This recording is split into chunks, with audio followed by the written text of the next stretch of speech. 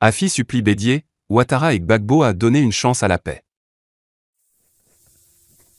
Avant de commencer, abonnez-vous à la chaîne et activez la cloche de notification car cela va vous permettre de ne plus manquer les prochaines vidéos. Let's go!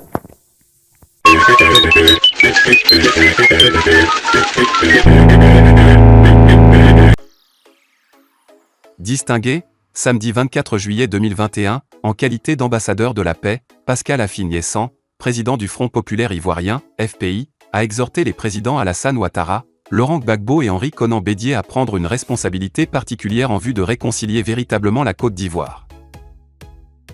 Affi-N'Guessan, en dépit de ses performances économiques et de ses réalisations physiques et matérielles, la Côte d'Ivoire va mal.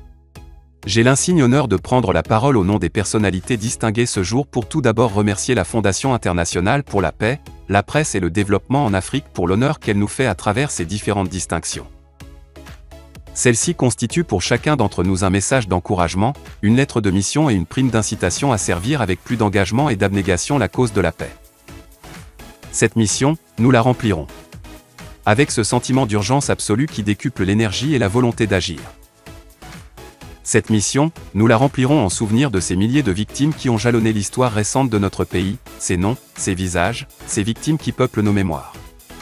Je vous propose en cet instant, d'avoir une pensée pour eux. En dépit de ses performances économiques et de ses réalisations physiques et matérielles, la Côte d'Ivoire va mal, notre pays est malade des dissensions entre ses fils, des désaccords et des divergences sur les valeurs fondatrices d'une conscience commune, d'une volonté de vivre ensemble dans la tolérance, la communion et la cohésion. Notre pays est déchiré sur ce qui est tout devrait être son identité, sur la manière d'organiser et de faire fonctionner l'État, de conquérir et d'exercer le pouvoir politique.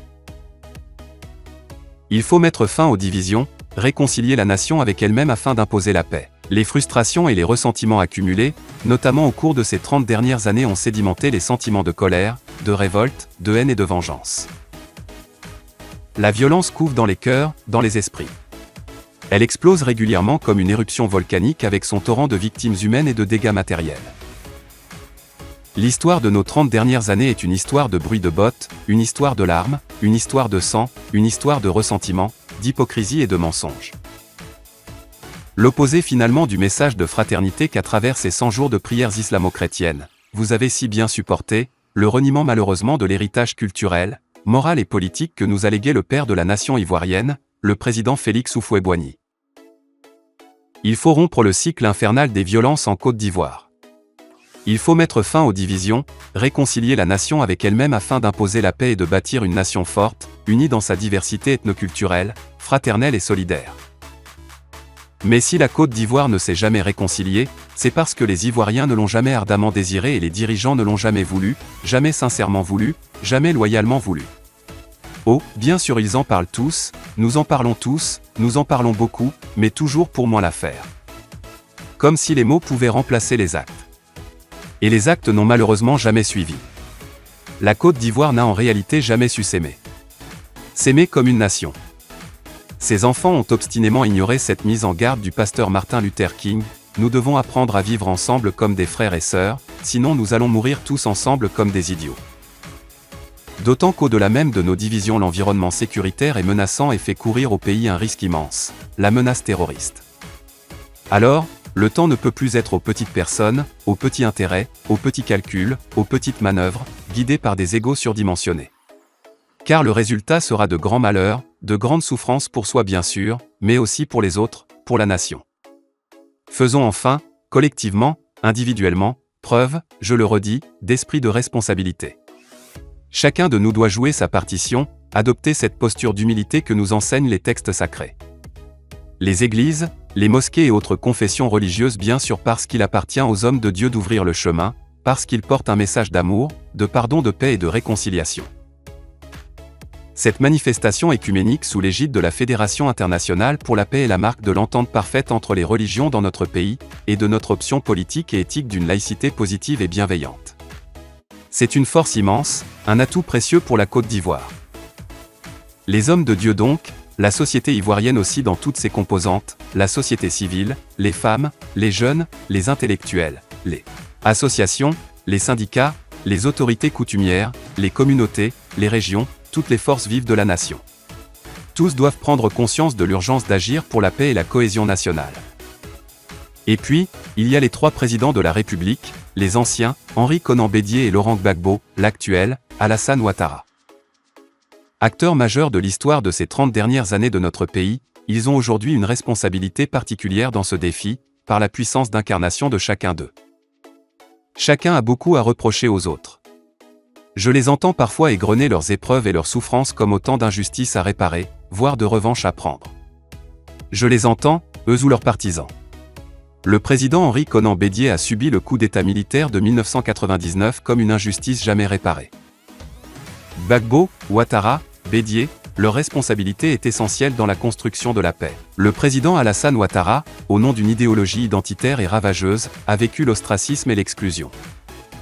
Et que dire du président Laurent Gbagbo, évincé violemment du pouvoir en 2011 et déporté à La Haye, auquel tant d'années de sa vie ont été injustement volées et dont l'acquittement et le retour au pays auraient pu être un moment de communion nationale si la réconciliation avait été accomplie. Peut-être aussi s'il avait su trouver les mots.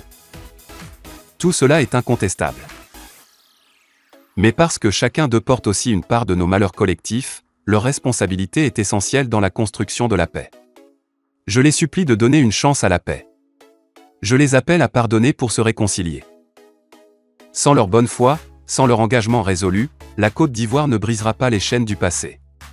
Pardonner n'est pas oublier ni abdiquer, ce n'est ni nier, ni denier encore moins renier, ce n'est ni renoncer à la vérité ni excuser. C'est lutter sans haine pour la réconciliation, pour la paix, pour l'avenir, avec amour, avec compassion, avec miséricorde. Sans pardon, nous dit le révérend Desmond Tutu, il n'y a pas d'avenir.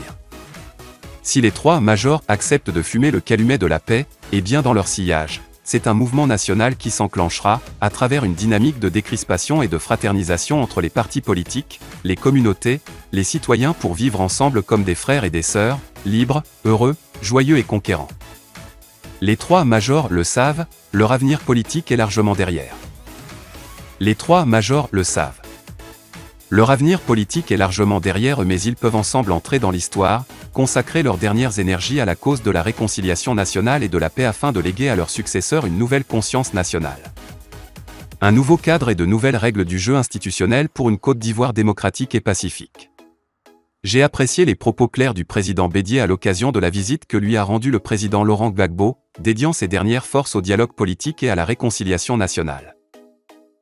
Je salue l'audience que le chef de l'État, le président Alassane Ouattara accorde au président Laurent Gbagbo, le 27 juillet prochain. C'est un grand moment pour la réconciliation nationale et la paix. Je rends hommage au président Gbagbo pour le courage politique et la hauteur de vue. C'est un acte fort que l'histoire n'oubliera pas. J'ai la conviction qu'il n'est pas loin le jour où la colère et le ressentiment s'évanouiront de nos cœurs, les sentiments d'affection, d'appartenance et d'empathie inonderont nos esprits, alors les armes de la violence et de la division tomberont de nos mains. Pour ce qui me concerne, pour ce qui nous concerne, ambassadeurs de la paix, soyez rassurés que désormais nous serons en permanence en première ligne dans le combat pour la réconciliation nationale et la paix. Comme Gandhi, comme Martin Luther King, comme Nelson Mandela, comme feu le président Félix Houphouët-Boigny. Tous ceux qui ont fait de la paix une religion, nous serons des apôtres de la paix. Comme nous l'enseigne l'Ecclésiaste, il y a un temps pour tout et pour toute chose sous les cieux, un temps pour tuer, et un temps pour guérir, un temps pour déchirer, et un temps pour coudre, un temps pour se taire, et un temps pour parler, un temps pour la guerre, et un temps pour la paix. De toutes nos forces, avec toute la puissance de notre volonté, entrons dans le temps de la paix. Que Dieu bénisse la Côte d'Ivoire. Je vous remercie. L'honorable Afine Yessan Pascal, président du FPI, ambassadeur de la paix.